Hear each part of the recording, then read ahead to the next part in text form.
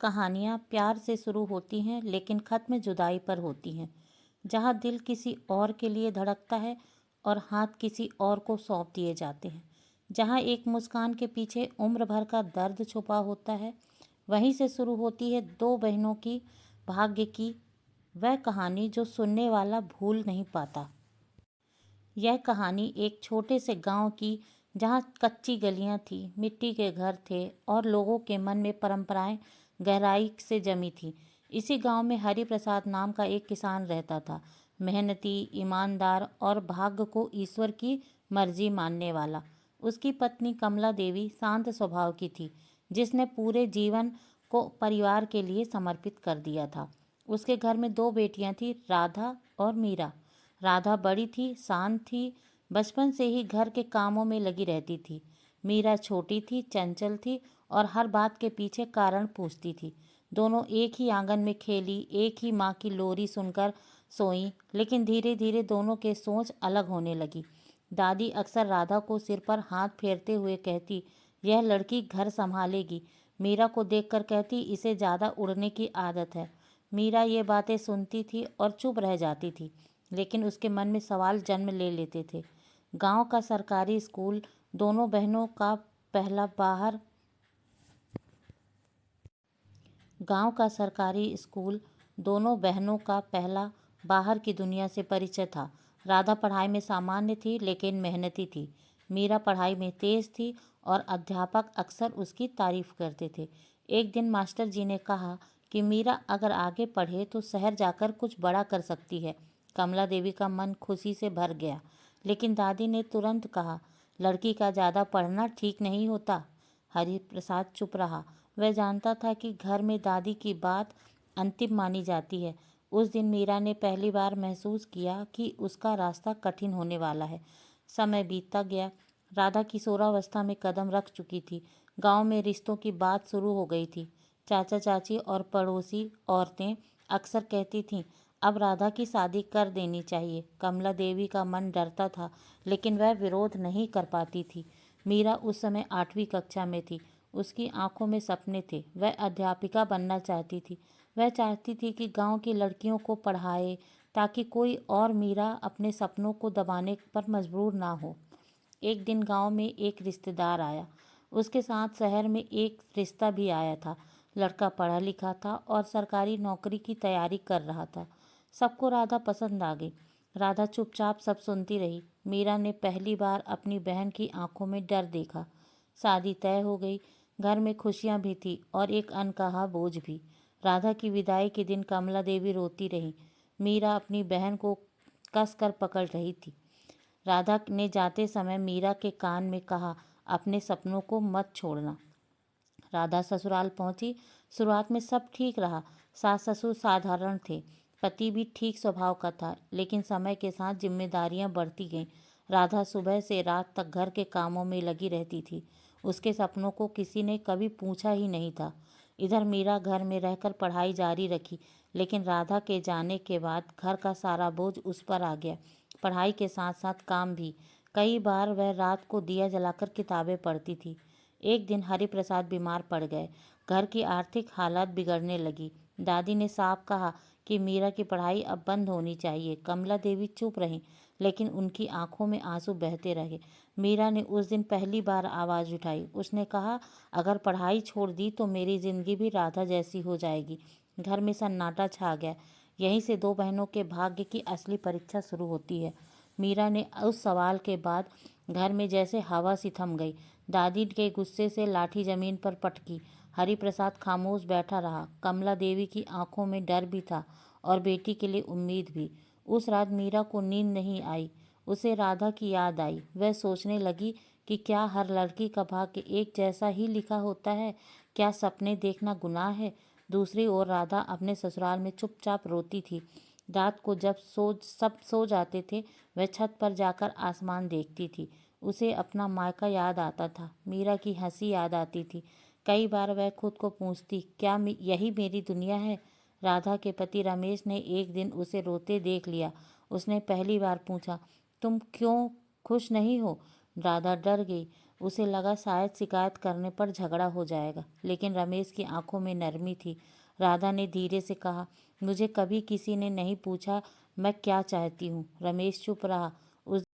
उस दिन के बाद वह राधा से थोड़ा अलग तरह से बात करने लगा। कभी कभी चाय खुद बना लेता, कभी उसे छत पर बैठने के लिए कह देता।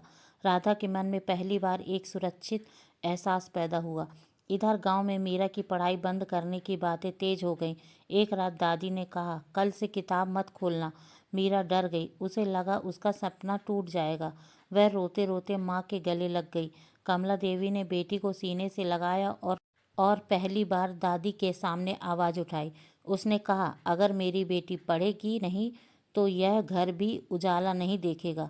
हरि प्रसाद ने भी हिम्मत जुटाई और कहा, मीरा पढ़ेगी चाहे मुझे ज़्यादा मेहनत करनी पड़े। मीरा की आंखों में आंसू थे, लेकिन इस बार आंसू डर के नहीं थे, इस बार आंसू उम्मीद के थे। समय बीतने लगा। मीरा ने गांव के स्कूल में टॉप किया। उसे शहर के कॉलेज में दाखिला मिल गया। जब वह पहली बार बस में बैठी तो उसका दिल जोर जोर से धड़क रहा था। गांव पीछे पीछे छूट रहा था और एक नई दुनिया सामने खुल रही थी। शहर में मीरा को अकेलापन लगा। हॉस्टल का कमरा ठंडा और अनजान था।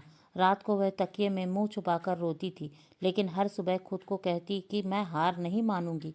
कॉलेज में उसकी मुलाकात आदित्य से हुई।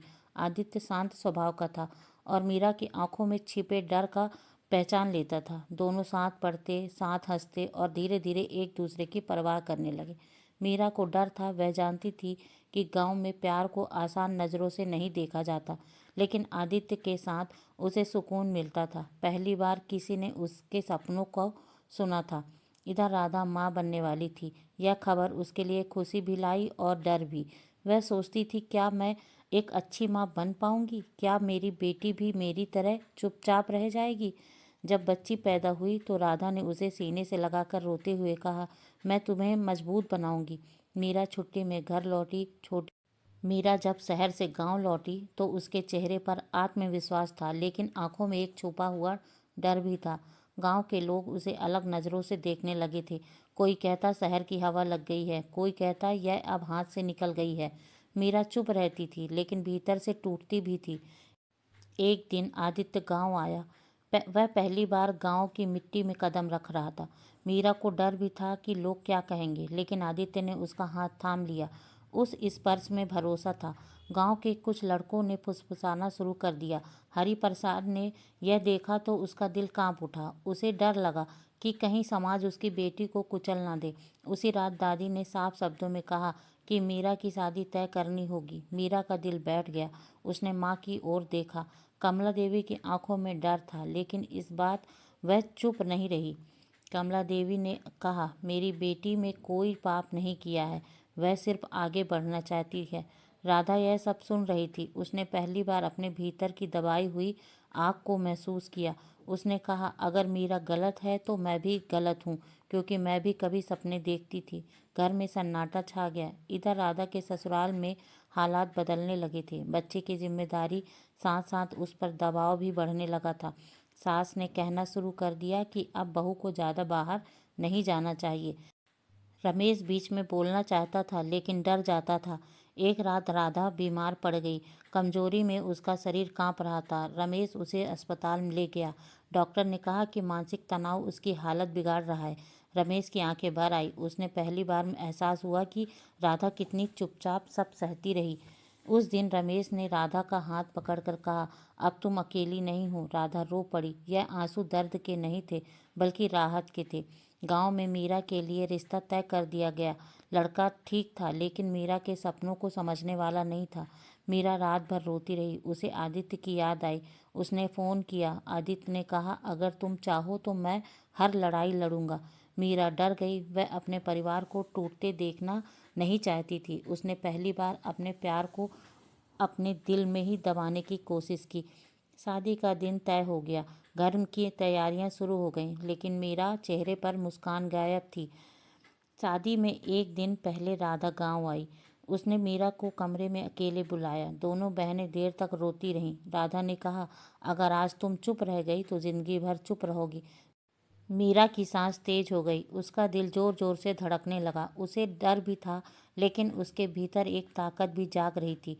शादी वाले दिन मीरा मंडप में बैठी थी। उसके हाथ कांप रहे थे। तभी उसने सबके सामने खड़े होकर कहा, मैं यह शादी नहीं कर सकती। गांव में हड़कंप मच गया। दादी गिरते गिरते बची। हरिप्रसाद का सिर झुक गया, लेकिन कमला देवी ने मीरा के कंधे पर हाथ रख दिया। मीरा ने कहा, मैं भाग नहीं रही हूँ, मैं अपनी जिंदगी चुन रही हूँ। उस पल राधा की आंखों में गर्व था।